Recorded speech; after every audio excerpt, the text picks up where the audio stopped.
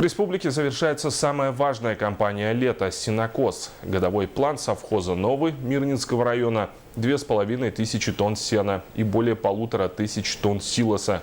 Смотрите далее. В совхозе «Новый» сенокос – это один из самых ответственных этапов производства. Ведь от заготовки сена и силоса зависит качество и вкус молочной продукции, выпускаемой в совхозе. Всего за лето на полях в Арылахе, Алмазном, Тасюряхе и Сюльдюкара производят 2500 тонн сена и 1600 тонн силоса. В настоящее время в поселке Арылах идет работа по заготовке кормов. Сенокос начался где-то с числа 4 июля. Ну и вот будет продолжаться, пока мы не выполним план.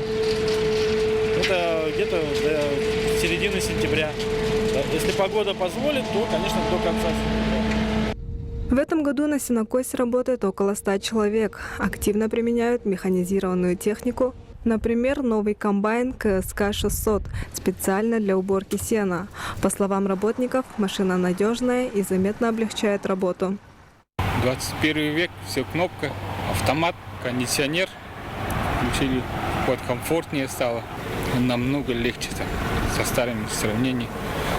Усилий такого нету, все автомат, кнопки.